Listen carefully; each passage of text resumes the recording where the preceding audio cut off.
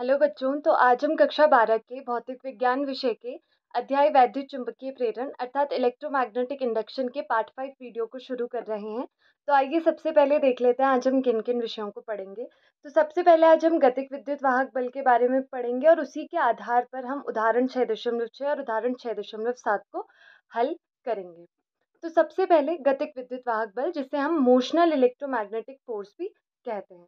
तो यहाँ पर अभी तक हमने ये सीखा है कि जब आप चुंबकीय फ्लक्स में परिवर्तन करते हैं, चुंबकीय क्षेत्र में परिवर्तन करते हैं, तो किसी भी क्षेत्रफल से गुजरने वाले चुंबकीय फ्लक्स में जब आप परिवर्तन करते हैं तो उसमें एक विद्युत वाहक बल उत्पन्न होता है। लेकिन गतिक विद्युत वाहक बल में आज हम चुंबकीय क्षेत्र को परिवर्तन करने की बजाय आज हम एक क्षेत्रफल द्वारा घिरे हुए चुंबकीय फ्लक्स में परिवर्तन करेंगे, उसके क्षेत्रफल को कम या ज़्यादा करके। ठीक है? उसी उसी को फिर हम कहेंगे गतिक विद्युत वाहक बल और उसको हम 2 तरीकों से समझेंगे। तो सबसे पहला तरीका है जिसमें हमने यहाँ पर लिया है कि ये एक PQRS यहाँ पर एक आयताकार चालक है, जो एक समान चुंबकीय क्षेत्र और जो समय के साथ परिवर्तित नहीं हो रहा है, टाइम इंडिपेंडेंट, काल स्वतंत्र, यानी एक ऐसा चुंबकीय क्षेत्र जो समय के साथ परिवर्तित नहीं हो रहा, उसमें आपने ये जो PQRS है, इसकी जो PQ भुजा है, उसको आपने गति करने के लिए वो स्वतंत्र है। अब यहाँ पर एक और चीज़ है कि जो PQ का तल है वो चुंबकीय क्षेत्र, जैसे चुंबकीय क्षेत्र अगर बाहर की तरफ है तो वो उसके लंबवत है। अगर ये चीज़ अगर बाहर की तरफ है तो वो उसके इस तरीके से है, तो वो उसकी लंबवत हो गई। अब आपके पास सबसे पहले ये है, हम क्या कैलकुलेट करना चाह रहे कि यहाँ पर जो ये PQ है, जब आप इसको बाईं तरफ लेकर जाएंगे, ये V चाल से अगर गति करेगा तो इसका क्षेत्रफल कम होता जाएगा, तो इससे घिरा हुआ चुंबकीय फ्लक्स भी बदलता रहेगा, कम होता रहेगा। कम होने के कारण इसमें क्या उत्पन्न होगा, एक विद्युत वाहक बल, जो हमने फैराडे के नियम से सीखा है। तो हम सबसे पहले निकालना चाह रहे ई से हम कैसे निकालेंगे, डी फाई बी बटे डी टी, क्योंकि हम फैराडे का नियम जानते हैं, माइनस डी फाई बी बटे डी टी। तो सबसे पहले हम फाई बी की गणना करेंगे। तो फाई बी की गणना करने के लिए हमें क्या क्या चाहिए रहता है, फाई बी के लिए बी और ए। तो यहाँ पर चुंबकीय क्षेत्र तो बी है, जो समय के साथ परिवर्तित नहीं हो रहा है, और ए क्योंकि ये आयताकार चालक है तो एल ये वाली दूरी, लंबाई, और गुणा चौड़ाई यानी कि ये एक्स, ये जो दूरी है। तो हमने लिख दिया कि फाइव बी बराबर बी एल एक्स।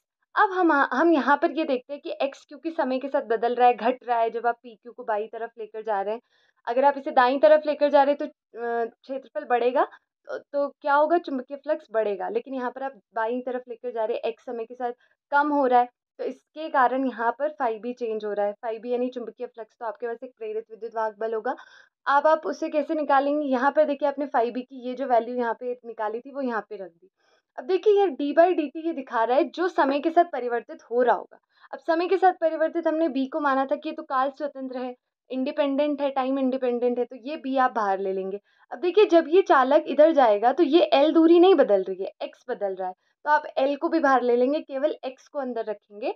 तब आप ये लिखते हैं, ये जो D x by D T आया, ये नीचे वाली लाइन में जो D x by D T आया, इसे आप लिखते हैं v, क्योंकि ये क्या होता है, दूरी के साथ जो समय के साथ दूरी में परिवर्तन होता है अगर, तो उसे क्या बोलते हैं, चाल बोलते हैं। चाल को हमने v कहा है, तो आपके पास आ जाता है E बराबर बी एल वी। और यहाँ पर इस प्रेरित विद्युत वाहक बल को ही हम कहते हैं गतिक विद्युत वाहक बल। और यहाँ पर हमने गतिक विद्युत वाहक बल इसलिए भी कहा क्योंकि आपने चुंबकीय क्षेत्र में सीधे परिवर्तन नहीं किया, आपने क्या किया, किसी चालक को गतिमान किया, यानी उस PQ को जब आपने गतिमान किया, बाईं तरफ लेकर जा रहे थे, तो किसी परिपथ द्वारा यानी कि उस PQRS द्वारा घिरे हुए चुंबकीय फ्लक्स में परिवर्तन हुआ और तब प्रेरित विद्युत वाहक बल उत्पन्न हुआ। तो आपने गति करवा के, उस चालक की गति करवा के विद्युत वाहक बल उत्पन्न किया, इसलिए हम इसे गतिक विद्युत वाहक बल कह रहे हैं। अब इस चीज़ को हम इस तरीके से भी समझा सकते हैं, जैसे आपने एक चीज़ ये समझाई कि जब आप उस परिपथ द्वारा घिरे क्षेत्रफल को कम कर रहे हैं या ज़्यादा कर रहे हैं, तो तब आपका एक विद्युत वाहक बल उत्पन्न हो रहा है। यहाँ पर आप इस चीज़ को एक चुंबकीय क्षेत्र में, क्योंकि आवेश होता है, उस पर एक लॉरेंज बल लगता है। आप जानते हैं, आपने पिछले अध्यायों में पढ़ा होगा कि एक चुंबकीय क्षेत्र में अगर एक Q आवेश है तो उस पर स्वतंत्र आवेश पर कार्य करने वाला बल लॉरेंज बल होता है, QV साइन थीटा। तो लॉरेंज बल के आधार पर भी आप यहाँ पर समझा सकते हैं, जैसे वहाँ पर ये चालक था, तो यहाँ से जब आप PQ को गति करवाएंगे तो P से, अगर कोई मान लिया कोई चालक है, तो आपने कोई चालक लिया Q, तो अगर उसे आप Q को की गति करवा रहे हैं बाई तरफ, तो P से Q तक जाने में उस चालक को भी कुछ कार्य करना पड़ेगा। और कार्य कितना होता है, W बराबर बल गुणा विस्थापन। तो बल कितना लगेगा, जितना लॉरेंज बल लग रहा है। है ना, जितना लॉरेंज बल के विरुद्ध ही, तो लॉरेंज बल लगेगा, तो लॉरेंज बल को आप QVB लेंगे। देखिए यहाँ पर आपने V चाल से वो गति करेगा, Q आवेश, मतलब ये पूरा PQ की गति V चाल से होगी, तो P से Q तक जाने में किया गया कार्य कितना होगा, W बराबर QVBL। देखिए QVB तो आपके पास लॉरेंज बल होता है, साइन थीटा, क्योंकि थीटा 90 डिग्री होगा, क्योंकि आवेश इस तरीके से आ रहा है, ऐसे वो आ रहा है और चुंबकीय क्षेत्र बाहर की तरफ, तो उनके बीच में 90 डिग्री का कोण बनेगा, इसलिए वो साइन 90 होगा। और QV भी आपने बल लिख दिया, और L क्योंकि वो आवेश नीचे की तरफ आ रहा है, यानी कि P से Q की तरफ, तो वो L विस्थापन तय करेगा, इसलिए QV भी L हो जाएगा। अब यहाँ से हमने निकालना क्या था, यहाँ से तो हमें गतिक विद्युत वाहक बल का स्पष्टीकरण देना है, तो गतिक विद्युत वाहक बल होता है E। जैसे आपने मैंने आपको सबसे पहले समझाया था, जब हम पहले पार्ट 1 वीडियो में सीख रहे थे कि E को ही आप जब विभवांतर के टर्म्स में देखें तो वो V ही होता है, और V बराबर होता है W/Q। तो W/Q, तो आप W/Q निकाल सकते थे। देखिए W ये है, जब आप इसके बट्टे में Q लिख देते हैं तो यहाँ से Q से Q कैंसिल हो जाता है, तब आपके पास कितना बच जाता है, यहाँ पे जब Q लिखेंगे तो Q से कैंसिल हो जाएगा, तो आपके पास जो ये W/Q इधर भी होगा, ये E होगा, और ये इसका मान आ जाएगा BLV या VBL। इसे आप सीधा करके भी लिख सकते हैं। देखिए W/Q, फिर आपने इसे लिख दिया BLV। तो इस तरीके से हम गतिक विद्युत वाहक बल हमारे पास यहाँ पर भी उत्पन्न हुआ। तो इस तरीके से हम गतिक विद्युत वाहक बल के दोनों तरह से स्पष्टीकरण दे सकते हैं, दोनों तरीकों से उसे समझा सकते हैं। अब जब हम आगे क्वेश्चंस करेंगे तो हम दोनों तरीकों से ही करेंगे, उसको समझने की कोशिश करेंगे। अब उदाहरण 6.6, 1 मीटर लंबी धातु की छड़ को 50 चक्कर पर सेकंड की आवृत्ति से घुमाया जाता है। छड़ का एक सिरा वृत्ताकार धात्विक वलय जिसकी त्रिज्या 1 मीटर है के केंद्र पर, और दूसरा सिरा वलय की परिधि पर कब्जे से इस प्रकार जुड़ा है कि छड़ की गति वलय के केंद्र से जाने वाले तथा वलय के तल में अभिलंबवत अक्ष के परितः है। तो यहाँ पे ये इसका डायग्राम कुछ ऐसा है कि एक धात्विक वलय है, यहाँ पे आपने एक छड़ को उसके छड़ का जो एक, जैसे ये छड़ है, तो छड़ का एक सिरा आपने यहाँ पे रख दिया केंद्र पर इस धात्विक वलय के, और दूसरा सिरा परिधि पर कब्जे से जोड़ दिया, मतलब उससे जुड़ा हुआ है। अब इस छड़ की गति होनी है इस पूरे धात्विक वलय में, तो किस तरीके से होनी है छड़ की गति, एक अक्ष जा रही है जो धात्विक वलय के केंद्र से जा रहा है, और वो धात्विक वलय के तल के लंबवत है, यानी अंदर की तरफ जा रहा है। जैसे अगर इस तरीके से धात्विक वलय अगर आप 3D में समझने की कोशिश करें, तो वलय का तल वो उसका जो अक्ष है वो ऐसे जा रही है, वलय का तल ऐसा है, तो वो इन दोनों के लंबवत होगी, और छड़ की गति इस तरीके से है। तो छड़ ये आपके पास है। अब यहाँ पर आपको क्या क्या चीजें दी है, यहाँ पे देखिए 1 मीटर लंबी धातु की छड़ आपको दी है। धातु की छड़ को 50 चक्कर पर सेकंड की आवृत्ति से घुमाया जाता है। तो यहाँ पे आपको 50 चक्कर पर सेकंड क्या दिया, आवृत्ति, जैसे न्यू आप कह रहे हैं, ये जो न्यू आपको V जैसा साइन दिख रहा है वो न्यू है आवृत्ति का। छड़ का एक सिरा, अब यहाँ पे त्रिज्या 1 मीटर दे दी, तो त्रिज्या भी हमने नोट कर ली। और यहाँ पर आपने और एक चीज आपको दी है कि अक्ष के अनुदिश स्थिर एक समान चुंबकीय क्षेत्र 1 टेस्ला है, यानी चुंबकीय क्षेत्र आपको मिल गया। और आपको निकालना क्या है, केंद्र और धात्विक, जब वो आपकी छड़ गति करेगी तो केंद्र यानी कि यहाँ पर और धात्विक वलय, इसके बीच में कुछ एक विद्युत वाहक बल उत्पन्न होगा, क्योंकि या तो हम दोनों तरीकों से समझा सकते हैं, लॉरेंज बल के द्वारा भी और क्षेत्रफल कम होने की वजह से या ज्यादा होने की वजह से भी। तो विद्युत वाहक बल क्या होगा उसे हमें निकालना है, यानी ई हमें निकालना है। तो देखिए दो तरीकों से समझाया जा सकता है। पहली विधि हम करेंगे कि जब छड़ घूर्णन करेगी तो छड़ में मुक्त इलेक्ट्रॉन लॉरेंज बल के कारण बाहर की ओर गति करेंगे, चुंबकीय क्षेत्र के कारण बाहर की तरफ गति करेंगे, जिसके कारण हमारे पास एक विद्युत वाहक बल उत्पन्न होगा। तो अब हम इसे समझाएंगे सबसे पहले। पहली विधि है लॉरेंज बल के आधार पर। तो लॉरेंज बल में आप सीधे ई को लेते हैं, है ना, E बराबर BLV। तो आप सबसे पहले क्या करते हैं कि यहाँ पर ये पूरी जो छड़ है, यहाँ पे ये आपके पास जो पूरी छड़ है, आपने क्या किया, जैसे अगर आपने ये छड़ ली है OP, तो आपने OP को क्या किया, आपने उसका एक छोटा सा हिस्सा ले लिया, या आपने OQ अगर एक छड़ ली है, तो जैसे ये और ये दोनों ठीक सेम ही है क्योंकि वो तो त्रिज्या ही है, तो आपने इसका एक छोटा सा हिस्सा ले लिया। अब आपने इसके छोटे से हिस्से में देखा कि कितना विद्युत वाहक बल उत्पन्न हुआ, और फिर उसके लिए बहुत सारे ऐसे ऐसे छोटे छोटे सिरे होंगे इस छड़ में, तो उन सबको आपने समाकलन कर दिया। तो इस तरीके से हमने क्या किया, छड़ के चुंबकीय क्षेत्र के लंबवत गतिमान होने पर माना इसकी dr लंबाई के r पर उत्पन्न विद्युत वाहक बल कितना होगा, E बराबर क्या होता है BVL। B ये हो गया, V जिस चाल से वो गति करेगा, और L की जगह पे हमने क्योंकि एक dr दूरी ली है, एक dr लंबाई ली है उस छड़ की, तो dr। अब हमने पूरे के लिए निकालना है तो हम इसे समाकलन करेंगे, क्योंकि हम जोड़ तो हमें नहीं पता कितने छोटे छोटे भागों से मिलकर बना है, तो हम समाकलन कर देंगे। अब हमने किया इसका समाकलन, लेकिन आपको यहाँ पे एक चीज़ ध्यान रखनी है, आपने डी की जगह डी का ये वाला मान लिख दिया BV/DR, लेकिन समाकलन करते समय आप पूरा समाकलन कहाँ से कहाँ तक करेंगे, इसकी कुछ लिमिट होगी। जो आप करेंगे 0 से यहाँ तक, Q तक कौन सी दूरी है, R त्रिज्या है, तो आपने लिख दिया कि E बराबर 0 से R तक आपने इसकी पूरी दूरी ले ली, लिमिट ले ली, और अंदर आपने ये BV/DR लिख दिया। अब देखिए क्योंकि ये B तो स्वतंत्र है, तो यानी कि ये तो कांस्टेंट होगा, इसे आप बाहर निकालेंगे इस समाकलन के, लेकिन ये v हम जानते हैं कि v को हम क्या लिखते हैं, v equal to r omega. अगर आपको याद हो कोणीय वेग के टर्म्स में हम इसे लिखते हैं, तो यहाँ पे क्योंकि r मिलेगा हमें, तो r क्योंकि समाकलन हमने r की dr लिखा है तो r के टर्म्स में लिखना है, ये आपने मैथ्स में भी किया होगा समाकलन। तो यहाँ पर हमने r ओमेगा लिख दिया इसकी जगह, यहाँ पे हमने r ओमेगा लिख दिया। अब हमने b और ओमेगा को बाहर निकाला, अब हमने समाकलन किया r का, तो ये समाकलन कितना आता है, r² / 2। जब हमारे पास r² / 2 आता है तो अब हमने लिमिट लगानी है, हमारे पास ये आएगा r² / 2, लेकिन लिमिट लगानी है 0 से r तक। तो लिमिट कैसे लगाते हैं, upper limit r² capital R²/2 minus lower limit 0 है तो ये 0, तो यहाँ पे आपके पास r² / 2 आ जाएगा। तो इस तरीके से हमारे पास b हमने बाहर लिया है, ओमेगा हमारे बी हमने बाहर लिया ओमेगा, और r² / 2 हमारा समाकलन करने के साथ आया। तो ये थी पहली विधि जिसमें हमने ई का मान निकाला है।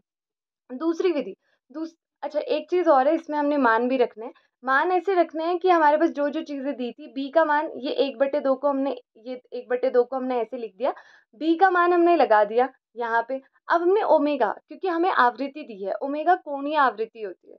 अब यहाँ पे अब कंफ्यूज मत कीजिएगा, ओमेगा जब हमने कोणीय वेग किया था और यहाँ पे ये कोणीय आवृत्ति है, तो ओमेगा को 2 पाई क्या लिखते हैं, न्यू लिखते हैं। तो यहाँ पे 2 पाई की जगह आपने 2 पाई लिख दिया, और इस न्यू की जगह आपने 50 लिख दिया, 50 चक्कर पर सेकंड की। ध्यान रखिएगा इस बात का, सीधे आपको ओमेगा की वैल्यू 50 चक्कर पर सेकंड नहीं लगानी, क्योंकि याद रखना है ओमेगा कोणीय आवृत्ति है और आपको केवल आवृत्ति दी थी, और r² की जगह 1 का स्क्वायर कर दिया। अब इसे तो आप सीधे सॉल्व कर सकते हैं, सिंपल मैथ्स है, तो 157 वोल्ट आपके पास आंसर आ जाएगा।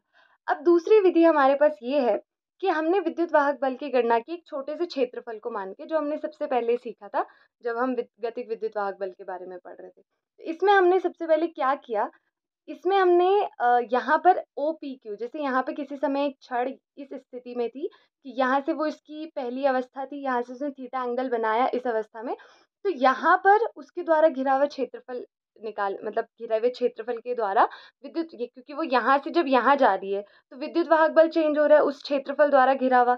ये OPQ क्षेत्रफल है, जो OPQ इसके द्वारा घिरा हुआ क्षेत्रफल से चुंबकीय फ्लक्स बढ़ रहा है घट रहा है, तो यहाँ पर हम निकालेंगे विद्युत वाहक बल। तो किस तरीके से निकालेंगे, हम सबसे पहले E बराबर -d∅b/dt, तो हम, और ये याद रखिए आप, ये ठीक वैसा ही है जैसे हमने पहली विधि गतिक विद्युत वाहक बल को करते हुए जब हम कर रहे थे। तो फाई बी के लिए हम क्या निकालेंगे, BA, तो A निकालेंगे, A कितना हो जाएगा इसका, देखिए ये कोई ऐसा क्षेत्र तो है नहीं जिसका कोई क्षेत्रफल है, ये एक त्रिज्याखंड है। तो त्रिज्याखंड का क्षेत्रफल क्या होता है कि अगर आपके पास ये जो जिस एंगल पे है, आपको पता है कि ये पूरे वृत्त का क्षेत्रफल कितना होता है, πr² होता है, तो आप इनटू इससे मल्टीप्लाई कर देंगे, जितना ये एंगल बना रहा होगा θ/360 लिख सकते हैं, या यहाँ पे पाई है तो मैं 2 पाई लिख रही हूँ। तो ये एंगल, ये पूरा इस वाले OPQ का क्षेत्रफल हो जाएगा, जो हमने आगे भी लिखा है। यहाँ पे हमने θ/2 पाई πr² लिख दिया। अब हम इसको, आर भी था हमारे पास, ये सब था, तो हमने इसे पाई से पाई काट दिया, यहाँ पे वैल्यू भी लिख सकते हैं, या फिर क्योंकि अभी हमने ई के फॉर्मूले में लगाना है तो हम वहीं पर सॉल्व करेंगे, पहले ही सॉल्व नहीं करेंगे। अब हमने यहाँ पर प्रेरित विद्युत वाहक बल के फॉर्मूले में यहाँ पे लगा दिया, देखिए बी वहाँ पे फिर कांस्टेंट था, बी बाहर ले लिया, d/dt के अंदर हमने केवल ये चीजें रखी जो समय के साथ परिवर्तित होंगी। अब हमने क्या किया, अब देखिए r² क्योंकि त्रिज्या थी वो समय के साथ परिवर्तित नहीं होगी, कैपिटल R है ये, वहाँ पे प्रथम विधि में हमने स्मॉल r लिया था, याद रखेंगे। अब देखिए थीटा, क्योंकि जिस एंगल पे ये OPQ था तो OPQ का ये थीटा बदल रहा होगा। अब आप याद कीजिए एक और चीज़ कि जब हम कोणीय विस्थापन को समझाते हैं तो कोणीय विस्थापन को कैसे समझाते हैं, ओमेगा कोणीय वेग जिसे हम कहते हैं dθ/dt। बस यहाँ पे आपको थोड़ा सा ध्यान रखना है कि आप ओमेगा को कोणीय आवृत्ति से, कोणीय वेग से कंफ्यूज नहीं होंगे। तो थीटा को, अब dθ/dt तो हमारे पास ओमेगा होता है, तो हम वो सब्सटीट्यूट करेंगे। यहाँ पे देखिए ओमेगा बी ओमेगा r² बटे 2, और यहाँ पे हमने ये साइड में ये भी दे दिया कि यहाँ पर आप D theta by D T को ओमेगा भी लिखते हैं, और ये ओमेगा 2 पाई न्यू यानी कि वो कोणीय आवृत्ति वाला है। अब इस तरीके से हम यहाँ पर एक चीज़ और करिएगा कि यहाँ पर बी ओमेगा आर स्क्वायर बटे 2 में तो आपको सिंपल वैल्यूज़ लिखनी है, जो हमने प्रथम विधि में किया सेम वैसा ही फॉर्मूला हमें मिल गया, आप कैलकुलेशन वैसे ही करनी है। तो इसे आप खुद से कीजिएगा, सेम वैसे ही करना है जो हमने प्रथम विधि में किया। लेकिन आप एग्जाम में ये आता है तो आप कोई भी विधि से कर सकते हैं, दोनों में से जो सही आपको लगता है उस विधि से आप कर सकते हैं। अब हमारे पास उदाहरण 6.7 है, जिसमें ये दिया गया है कि एक पहिया जिसमें 0.5 मीटर लंबे 10 धात्विक स्पोक्स लगे हुए हैं को 120 चक्कर प्रति मिनट की दर से घुमाया जाता है। अब देखिए एक पहिया है, ये पहिया है, उसमें बहुत सारे स्पोक्स है, नहीं ये ऐसे ऐसे लगे रहते हैं जो घूमते हैं इसमें, तो ऐसे 10 स्पोक्स उसमें लगे हुए हैं। 0.5 मीटर इनकी लंबाई है, 120 ये हमें दे दिया, आवृत्ति दे दी। अब पहिए का घूर्णन तल उस स्थान पर पृथ्वी के चुंबकीय क्षेत्र के क्षैतिज घटक के अभिलंबत है। तो पृथ्वी का क्षैतिज घटक ये है और वो अंदर की तरफ है, अंदर की तरफ यानी इसके और उसके बीच में 90 डिग्री का एंगल बन रहा है। तो उस स्थान पर यदि अगर आपको चुंबकीय क्षेत्र का क्षैतिज घटक यानी चुंबकीय क्षेत्र दे दिया 0.4 गॉस, तो हमें ये निकालना है कि पहिए की धुरी यानी जो एक्सिस पहिए से ऐसे गुजर रही है, अगर हम 3D में समझे, और रिम यानी कि ये पूरा जो इसकी परिधि होती है इसके बीच, और ये जो अंदर की तरफ एक्सिस जा रही होगी उसके बीच एक प्रेरित विद्युत वाहक बल काम करेगा, क्योंकि ये स्पोक्स ऐसे ऐसे घूमेंगे पहिए के साथ, तो वो आपको निकालना है। तो इसको निकालने के लिए सबसे पहले देख लेते हैं हमें क्या क्या चीज़ें दी है। लंबाई दी है स्पोक्स की, न्यू दिया है आवृत्ति, और बी दिया है। गॉस को हम टेस्ला में चेंज करेंगे क्योंकि यहाँ पे हमें मीटर दे दिया, मिनट को हम सेकंड में चेंज करेंगे, वो हम सीधे आगे लिख लेंगे। अब सबसे पहले प्रेरित विद्युत वाहक बल उत्पन्न हुआ जो हमने पीछे की तरफ, वैसे तो हम इसे कैलकुलेट भी कर सकते हैं, जैसे एक स्पोक के लिए ले लिया, फिर उसकी डी लंबाई के लिए, या फिर उसके द्वारा एक घिरे हुए क्षेत्रफल से, दोनों विधियों में से कोई से भी हम प्रेरित विद्युत वाहक बल निकाल सकते हैं, या डायरेक्टली हम फॉर्मूला यूज कर सकते हैं जो हमने पीछे निकाला है, बी ओमेगा आर स्क्वायर बटे 2। इससे आप याद रखेंगे। तो यहाँ पर सीधे हमने वैल्यूज लिखनी है। देखिए अब 1/2, ये 1/2 हमने यहाँ लिख दिया। अब यहाँ पर ध्यान रखिएगा, ये जो बी की वैल्यू थी और ओमेगा, ओमेगा की वैल्यू कितनी है, यहाँ पे जो ये 4 पाई लिखा है ये ओमेगा की वैल्यू के लिए है। तो ओमेगा की वैल्यू कितनी होती है हमें पता है, omega equal to 2 pi F होता है, या 2 पाई न्यू होता है, आवृत्ति होती है। तो यहाँ पर आपके पास 2 पाई दिया है, न्यू क्या दिया है 120। तो देखिए 2 पाई इंटू 120। अब 120 दिया क्या है, चक्कर प्रति मिनट।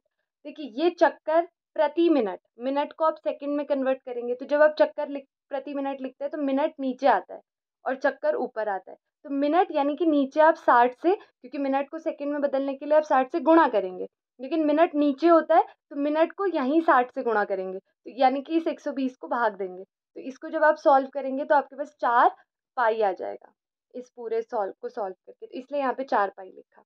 फिर यहाँ पे ये 0.4 थी बी की वैल्यू, और ये 10 की घात -4 हमने उसे टेस्ला में बदल दिया, क्योंकि 1 गॉस बराबर 10 की घात -4 टेस्ला, और आर स्क्वायर की वैल्यू हमने लिख दी 0.5 का स्क्वायर। इस तरीके से जब आप इस पूरी चीज़ को हल करेंगे तो आपके पास आ जाएगा 6.28 गुणा 10 की घात -5 वोल्ट। पाई की जगह आप 3.14 भी लिख सकते हैं, 22/7 भी लिख सकते हैं। तो आपके पास 6.28 गुणा 10 की घात -5 वोल्ट आ जाएगा। यहाँ पे एक चीज़ और ध्यान देने की है कि कोई सोच सकता है कि स्पोक तो उस पहिए में 10 थे, तो क्या हम इसे 10 से मल्टीप्लाई करेंगे? नहीं, क्योंकि इसमें जो स्पोक्स लगे हुए थे उनके आर पर जो विद्युत वाहक बल होगा वो समांतर होगा, समांतर होगा, सबकी तरफ ही एक जैसा ही विद्युत वाहक बल होगा। इसलिए ये डिपेंड नहीं कर रहा वहाँ पे कि संख्या कितनी है, स्पोक्स की संख्या कितनी है, उसका उस पर कोई प्रभाव नहीं पड़ रहा। तो इस तरीके से आज हमने इस वीडियो में गतिक विद्युत वाहक बल के बारे में पढ़ा कि हम यहाँ पर चुंबकीय क्षेत्र में परिवर्तन नहीं कर रहे हैं, मतलब एकदम से उसमें डायरेक्टली परिवर्तन नहीं कर रहे, किसी चालक को गतिमान करके हम परिपथ द्वारा घिरे हुए चुंबकीय फ्लक्स में परिवर्तन करके करते हैं। उसे हम चुंबकीय क्षेत्र मतलब उसके द्वारा घिरे हुए क्षेत्रफल में परिवर्तन से भी समझा सकते हैं, या फिर हम उसे लॉरेंज बल के माध्यम से भी समझा सकते हैं, आवेशों पर कार्य करने वाले बल से, और उसका मान आता है E बराबर BLV। अगली कक्षा में हम ऊर्जा एक दृष्टि एक परिमाणात्मक अध्ययन जो लेंज के नियम पर आधारित है और उदाहरण 6.8 का अध्ययन करेंगे। अभी के लिए थैंक यू।